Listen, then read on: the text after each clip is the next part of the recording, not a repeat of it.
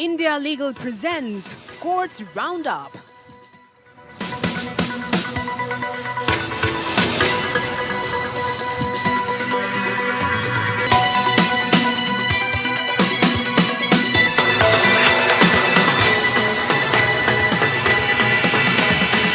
Doctor ortho Ayurvedic oil and capsule, अब दर्द भी घुटने टेकेगा। सुप्रीम कोर्ट ने एनसीएलटी की देरी पर कड़ी नाराजगी जताई। 2 साल से लंबित योजनाओं पर उठाए सवाल। देश भर के लंबित मामलों का डेटा मांगा। एनसीएलटी से देरी के कारण बताने को कहा। सबरीमाला से जुड़े मामले पर सुनवाई के दौरान जन्म के आधार मंदिर में रोक पर कोर्ट ने उठाए सवाल। पूछा, क्या संविधान ऐसे मामलों में कर सकता है हस्तक्षेप? क्या कुछ खास लोगों को कर्मकांड करने की इजाजत देना छुआछूत नहीं? उत्तराखंड हाईकोर्ट ने कहा, व्यभिचार साबित करने को डीएनए टेस्ट नहीं हमेशा जरूरी, बच्चे की वैधता सर्वोपरि। हाईकोर्ट ने पारिवारिक न्यायालय का फैसला बरकरार रखा।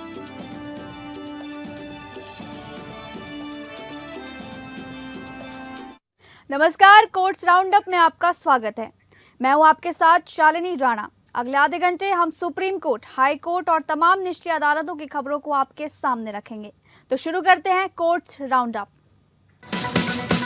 India Legal presents Courts Roundup.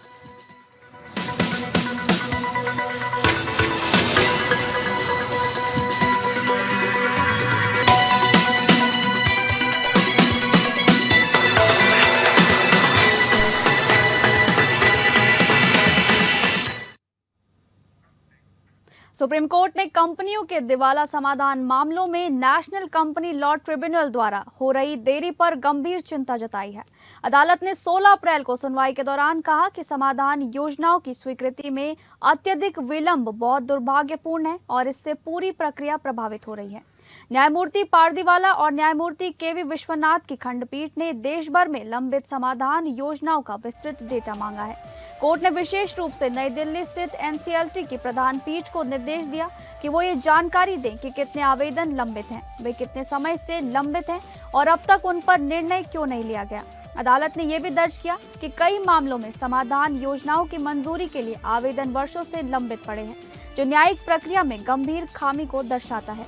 Court ने कहा कि लगभग 2 वर्षों तक किसी योजना पर निर्णय न होना चिंताजनक है। इस मामले में आईडीबीआई को भी पक्षकार बनाया गया है और उससे देश भर में लंबित मामलों के आंकड़े प्रस्तुत करने को कहा गया है। मामला ABJ developers India private limited से जुड़े दिवाला कार्यवाही का है।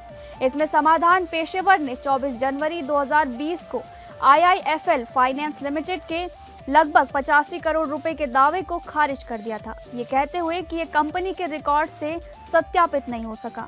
इसके बाद आईआईएफएल ने एनसीएलटी में चुनौती दी, जहां उसका दावा स्वीकार कर लिया गया। एनसीएलटी ने 2 जनवरी 2023 को इस फैसले को बरकरार रखा।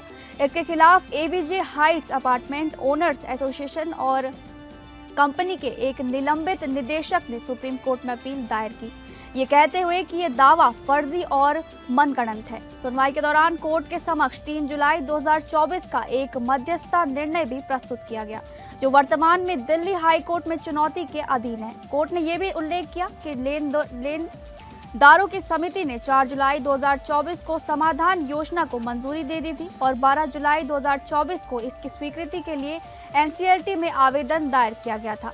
इसके बावजूद लगभग 2 साल बीत जाने के बाद भी एनसीएलटी ने इस पर कोई निर्णय नहीं लिया है। अदालत ने इस स्थिति पर कड़ी नाराजगी जताते हुए कहा कि यह अत्यंत गंभीर मामला है कि स्वीकृत योजना इतने लंबे समय तक लंबित पड़ी है। इसी कारण कोर्ट ने देश भर के एनसीएलटी में लंबित समाधान योजनाओं का पूरा ब्यौरा मांगा है, ताकि देरी के कारणों का पता लगाया जा सके और आवश्यक सुधार किए जा सके।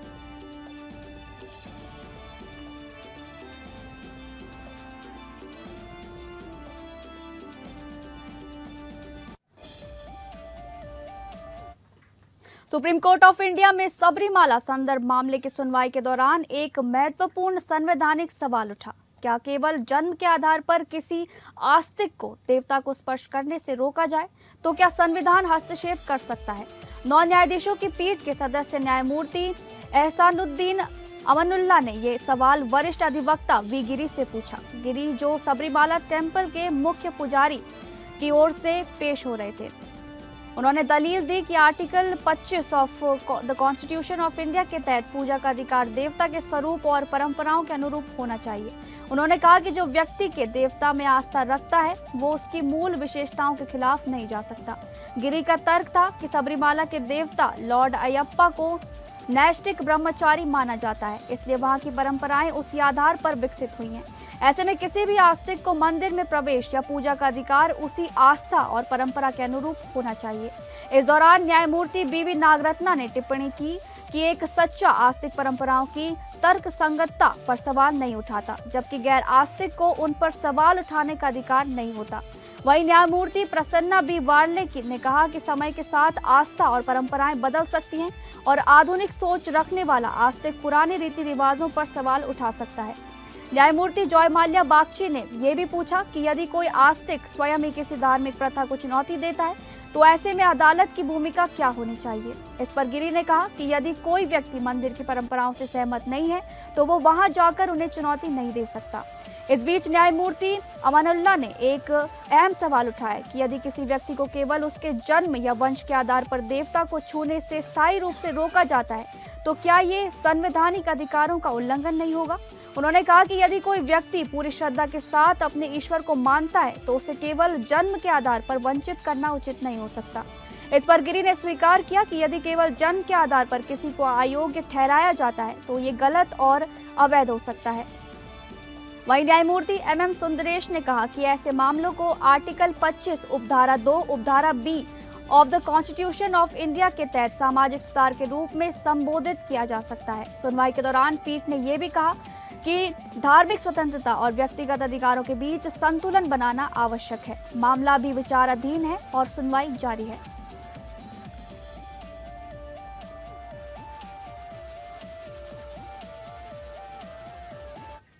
सुप्रीम कोर्ट ने पॉक्सो एक्ट सेक्शन 29 की व्याख्या करते हुए स्पष्ट किया कि दोष की धारणा स्वतः लागू नहीं होती। इसके लिए अभियोजन पक्ष को पहले कथित यौन अपराध के बुनियादी तथ्यों को ठोस और विश्वसनीय साक्ष्यों से सिद्ध करना होगा। यदि पीड़ित की गवाही संदेहास्पद या अविश्वसनीय हो तो केवल उसी के आधार पर आरोपी को दोषी नहीं ठहराया जा सकता। खंडपीठ ने कलकत्ता हाईकोर्ट के फैसले को रद्द करते हुए ट्रायल कोर्ट के 13 मार्च 2019 के बरी आदेश को बहाल किया, जिसमें आरोपी को पॉक्सो एक्ट सेक्शन 8 के तहत दोषी ठहराया गया था। मामला एक ट्यूशन शिक्षक से जुड़ा था, जिस पर 17 जुलाई 2017 को 14 वर्षीय छात्रा के साथ अनुचित स्पर्श का आरोप था। अभियोजन ने 10 गवाह पेश किए, जिसमें पीड़िता और उसकी मां शामिल थीं। पीड़िता ने घटना की जानकारी उसी रात मां को देने और अगले दिन शिकायत दर्ज कराने की बात कही, जिसमें कई विरोधाभास सामने आए। पीड़िता के बयान में ये तथ्य नहीं था जो उसने पहले मां को बताया था, जैसे पैर रगड़ने की बात। कोर्ट ने इसे गंभीर विसंगति माना। एक अन्य गवाह ने संकेत दिया कि घटना के समय अन्य लोग भी मौजूद हो सकते थे, जिससे कहानी पर संदेह बढ़ा। अदालत ने शिकायत दर्ज करने में देरी और मेडिकल जांच से इनकार को भी महत्वपूर्ण माना। कोर्ट ने कहा कि बिना ठोस साक्ष्य के धारा 29 का अनुमान लागू नहीं हो सकता। अंततः अभियोजन उचित संदेह से परे आरोप साबित करने में विफल रहा, इसलिए आरोपी को संदेह का लाभ देते हुए बरी करने का ट्रायल कोर्ट का फैसला बहाल किया गया। मामले पर अधिक जानकारी देंगे India legal researcher Saurabh Kumar. Saurabh Kumar, बताइए क्या कुछ जानकारी है, साझा कीजिए। हेलो मैम, आज सुप्रीम कोर्ट की तरफ से एक बहुत ही इंपॉर्टेंट जजमेंट सामने आया है। पॉक्सो एक्ट के सेक्शन 29 के इंटरप्रिटेशन को काफी क्लियर किया गया है। इसमें सुप्रीम कोर्ट ने ये क्लियर किया है, सेक्शन 29 के तहत प्रिजम्पशन ऑफ गिल्ट होता है, वो ऑटोमेटिक नहीं होता। ये तभी अप्लाई होगा जब प्रोसिक्यूशन पहले ही फाउंडेशनल फैक्ट को प्रूफ करे। अगर विक्टिम की टेस्टिमनी खुद ही फुल्ली क्रेडिबल और ट्रस्टवर्दी नहीं है, वो प्रिजम्पशन ट्रिगर नहीं होगा। इस केस में ऑब्जर्व भी किया गया है, कंप्लेंट फाइल करने में लगभग 1 दिन का डिले है, जो सिग्निफिकेंट भी है। और खास बात यह है कि विक्टिम के फादर खुद पुलिस ऑफिसर है, फिर भी डिले अनएक्सप्लेन रहा। साथ ही मेडिकल एग्जामिनेशन से मना करना भी प्रोसिक्यूशन के अगेंस्ट गया, जिससे कोर्ट ने एडवर्स इन्फ्लुएंस लिया है। सुप्रीम कोर्ट ने यह भी कहा कि हाई कोर्ट ने लॉ तो सही बताया बर्डन ऑफ शिफ्टिंग के बारे में, लेकिन वह ये चेक नहीं कर पाए फाउंडेशनल फैक्ट एक्चुअली प्रूफ ही नहीं हुआ। इस केस के फाइनल आउटकम में आए तो सुप्रीम कोर्ट ने कलकत्ता हाई कोर्ट के कन्विक्शन ऑर्डर को सेट असाइड कर दिया और ट्रायल कोर्ट के एक्यूटल रिस्टोर कर दिया जो 13 मार्च 2019 को था। कोर्ट ने क्लियर कहा है हाई कोर्ट का एक्यूटल रिवर्स करना जस्टिफाई नहीं था। सिंपल टर्म में समझे तो पॉक्सो एक्ट सेक्शन 29 एक पावरफुल प्रोविजन है जिससे एक्यूज्ड के खिलाफ प्रिजम्पशन होता है। यह तभी चलेगा जब प्रोसिक्यूशन पहले बेसिक केस स्ट्रॉन्ग तरीके से एस्टेब्लिश करे। अगर एविडेंस वीक है या टेस्टिमनी रिलायबल नहीं है तो सिर्फ प्रिजम्पशन के बेसिस पर किसी को कन्विक्ट नहीं किया जा सकता। अगर इस केस के कंक्लूजन पे जाए तो इस कंक्लूजन पे एक कंक्लूजन है इस केस का, यह जजमेंट एक स्ट्रॉन्ग रिमाइंडर है क्रिमिनल जस्टिस सिस्टम के कन्विक्शन के लिए सिर्फ प्रिजम्पशन पे नहीं बल्कि क्रेडिबल एंड ट्रस्टवर्दी एविडेंस सबसे ज्यादा जरूरी है। जी बहुत बहुत धन्यवाद सौरभ तमाम जानकारी साझा करने के लिए। बढ़ेंगे अगली खबर की तरफ। बॉम्बे हाईकोर्ट की नागपुर पीठ ने आरएसएस और उसके प्रमुख मोहन भागवत को दी गई G+ श्रेणी की सुरक्षा के खिलाफ दायर जनहित याचिका को खारिज कर दिया है। अदालत ने इस याचिका को प्रेरित बताते हुए कहा कि ये कानून की प्रक्रिया का दुरुपयोग है। मुख्य न्यायाधीश चंद्रशेखर और न्यायमूर्ति अनिल किलोर की खंडपीठ ने यह फैसला सुनाया है। ये याचिका ललन किशोर सिंह नामक व्यक्ति द्वारा दायर की गई थी जिसमें केंद्र सरकार के फैसले को चुनौती दी गई थी जिसके तहत आरएसएस और उसके नेताओं को G+ सुरक्षा देने की बात कही गई थी। याचिकाकर्ता की ओर से दलील दी गई थी कि सुप्रीम कोर्ट के एक फैसले के अनुसार किसी भी व्यक्ति को G+ सुरक्षा देने के लिए वास्तविक और ठोस खतरे का आधार होना आवश्यक है। साथ ही ये भी कहा गया कि किसी संगठन को सुरक्षा देने में सार्वजनिक धन का दुरुपयोग नहीं होना चाहिए। याचिका में ये भी मांग की गई थी कि मोहन भागवत से सुरक्षा पर हुए खर्च की वसूली की जाए। हालांकि अदालत ने पाया कि याचिकाकर्ता ने अपने बारे में कोई ठोस जानकारी नहीं दी और न ही अपने दावों के समर्थन में पर्याप्त शोध प्रस्तुत किया। कोर्ट ने यह भी कहा कि याचिका केवल समाचार रिपोर्टों के आधार पर दायर की गई प्रतीत होती है जो PIL नियमों के अनुरूप नहीं है।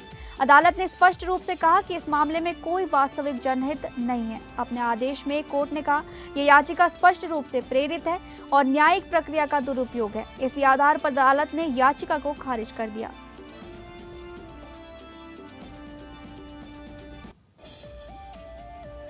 कोर्ट से जुड़ी खबरों में आगे बढ़ेंगे। उत्तराखंड हाईकोर्ट ने एक महत्वपूर्ण फैसले में स्पष्ट किया है कि वैवाहिक विवादों में व्यभिचार के आरोप साबित करने के लिए किसी बच्चे के DNA परीक्षण का आदेश सामान्यतः नहीं दिया जा सकता।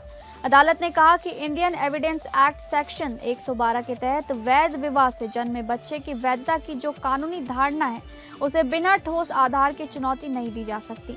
मामला उस अपील से जुड़ा था जिसमें एक पति ने पारिवारिक न्यायालय द्वारा नाबालिग बच्चे के DNA परीक्षण की अनुमति न देने के आदेश को चुनौती दी थी।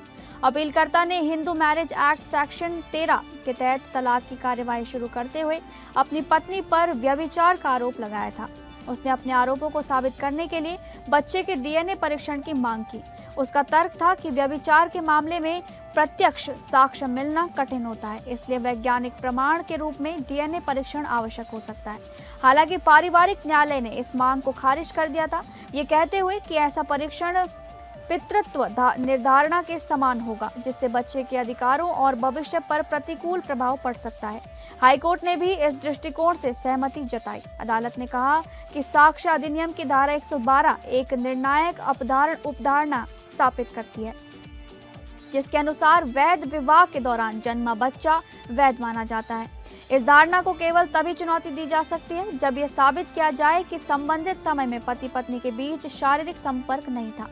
कोर्ट ने यह भी स्पष्ट किया कि DNA परीक्षण का आदेश केवल असाधारण परिस्थितियों में ही दिया जा सकता है जब प्रथम दृष्टया ठोस साक्ष्य मौजूद हों। इस मामले में अपीलकर्ता ऐसा कोई भी प्रमाण प्रस्तुत नहीं कर सका। अदालत ने बच्चे के अधिकारों, गरिमा और निजता को सर्वोपरि मानते हुए कहा कि बिना पर्याप्त आधार के DNA परीक्षण की अनुमति देना संविधान के अनुच्छेद 21 के तहत संरक्षित अधिकारों का उल्लंघन होगा। कोर्ट ने यह भी चेतावनी दी कि ऐसे परीक्षण से बच्चे पर सामाजिक कलंक लग सकता है। अंततः हाईकोर्ट ने पाया कि पारिवारिक न्यायालय के आदेश में कोई कानूनी त्रुटि नहीं है और अपील को खारिज कर दिया। साथ ही ये दोहराया कि बिना ठोस आधार और आवश्यक दावों के DNA परीक्षण की अनुमति नहीं दी जा सकती।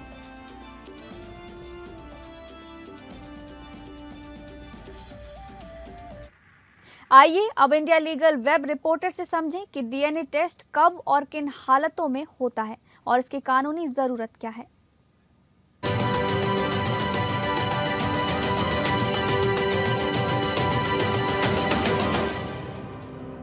DNA test cannot be ordered routinely to prove adultery. Presumption of legitimacy of child must prevail. ये ऑब्जर्वेशन उत्तराखंड हाई कोर्ट ने हाल ही में एक मैट्रिमोनियल डिस्प्यूट केस में दिया। इस केस में हस्बैंड ने वाइफ पर एडल्ट्री का एलिगेशंस लगाते हुए हिंदू मैरिज एक्ट के अंतर्गत प्रोसीडिंग्स फाइल की और चाइल्ड के डीएनए टेस्ट को मांगा, जिससे कि फैमिली कोर्ट ने रिजेक्ट कर दिया। उत्तराखंड हाई कोर्ट ने भी इस ऑर्डर को अपहोल्ड किया और भारतीय साक्ष्य अधिनियम के सेक्शन 116 पर रिलाई किया, जो कहता है कि शादी के दौरान पैदा हुआ बच्चा लेजिटिमेट माना जाएगा जब तक स्ट्रॉन्ग प्रूफ ना हो कि हस्बैंड और वाइफ का फिजिकल एक्सेस इम्पॉसिबल था। कोर्ट ने यह भी कहा कि बिना सॉलिड बेसिस के डीएनए टेस्ट करवाना बच्चे की प्राइवेसी और डिग्निटी अंडर आर्टिकल 21 को हार्म करता है। कोर्ट्स रोविंग इंक्वायरी अलाउ नहीं करते। सुप्रीम कोर्ट ने भी अपर्णा अजंकिया फिरोदिया वर्सेस अजंकिया अरुण फिरोदिया केस में ऑब्जर्व किया था कि बच्चे की लेजिटिमेसी को बिना स्ट्रॉन्ग बेसिस के क्वेश्चंस करना उसके राइट टू प्राइवेसी को वायलेट करता है। इसीलिए डीएनए टेस्ट सिर्फ रेयर केसेस में ही अलाउ होना चाहिए। सिंपल शब्दों में कहें तो कोर्ट्स डीएनए टेस्ट तभी अलाउ करते हैं जब स्ट्रॉन्ग प्राइमा फेसी केस हो और सच तक पहुंचना बिना इसके पॉसिबल ना हो। ये हमेशा लास्ट रिजॉर्ट होता है, रूटीन में नहीं। Do follow us for more legal updates.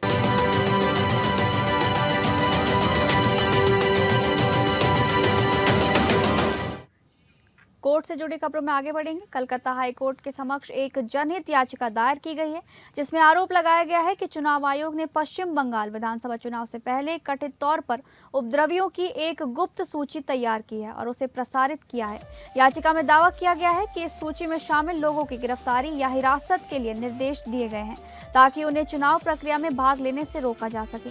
याचिकाकर्ता ने कहा कि उसे इस कथित सूची और निर्देशों की जानकारी कई विश्वसनीय और स्वतंत्र स्रोतों से मिली है। याचिका के अनुसार इस सूची में पश्चिम बंगाल के 23 से 21 जिलों के राजनीतिक कार्यकर्ताओं, निर्वाचित प्रतिनिधियों और पार्टी सदस्यों के नाम शामिल हैं। ये सूची किसी आधिकारिक माध्यम से सार्वजनिक नहीं की गई, बल्कि चुनाव ड्यूटी पर तैनात सामान्य पर्यवेक्षकों और पुलिस पर्यवेक्षकों के बीच गुप्त रूप से प्रसारित की गई। याचिका में आरोप लगाया गया है कि ये कार्रवाई मुख्य रूप से सत्तारूढ़ दल टीएमसी के नेताओं और कार्यकर्ताओं को निशाना बनाने के लिए की जा रही है। इससे राज्य में स्वतंत्र और निष्पक्ष चुनाव की प्रक्रिया पर गंभीर प्रभाव पड़ सकता है। याचिका में कहा गया है कि सूची में शामिल व्यक्तियों की गिरफ्तारी के लिए कोई ठोस आधार, आपराधिक मामला या कानूनी औचित्य प्रस्तुत नहीं किया गया है। मामले की सुनवाई मुख्य न्यायाधीश सुजय पाल और न्यायमूर्ति पारथ सारथी सेन की खंडपीठ के समक्ष प्रस्तुत की गई, जिन्होंने इसे 22 अप्रैल को सुनवाई के लिए सूचीबद्ध करने का निर्देश दिया।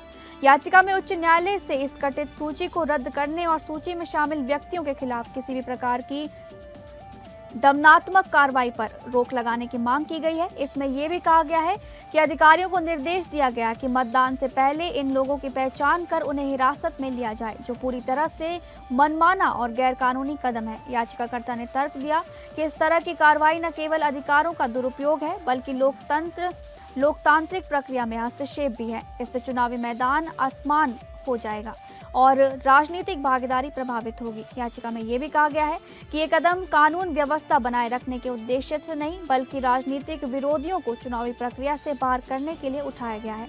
इस तरह की कार्रवाई संविधान के अनुच्छेद 14 यानी कि समानता का अधिकार और अनुच्छेद 21 जीवन और व्यक्तिगत स्वतंत्रता का अधिकार के उल्लंघन करती है। साथ ही याचिका में अनुच्छेद 324 के तहत चुनाव आयोग की शक्तियों पर भी सवाल उठाया गया है। इसमें कहा गया है कि आयोग को चुनाव संचालन का अधिकार है, लेकिन वो किसी व्यक्ति की गिरफ्तारी या हिरासत के निर्देश देने का अधिकार नहीं रखता।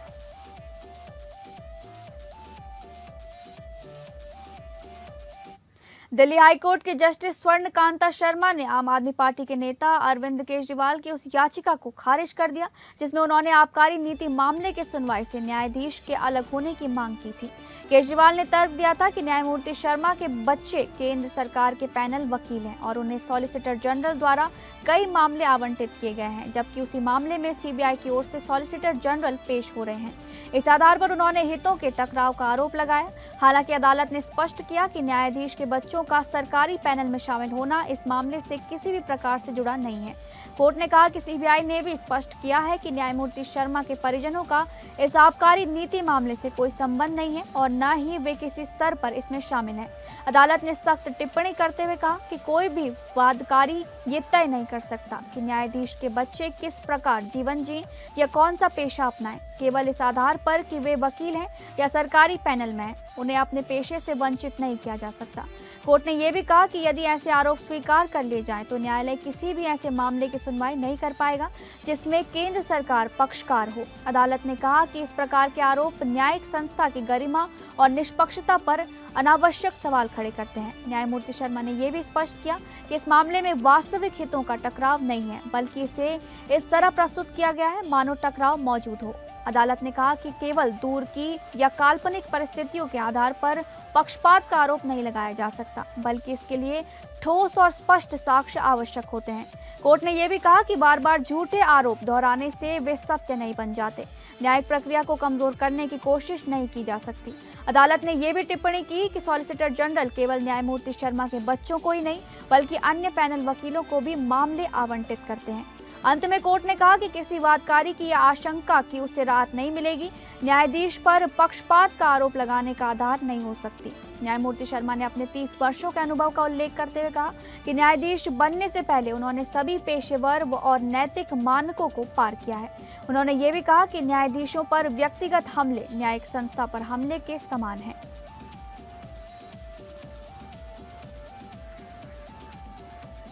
फिलहाल कोर्ट्स राउंड अप में बस इतना ही। नमस्कार। India Legal presents Courts Roundup.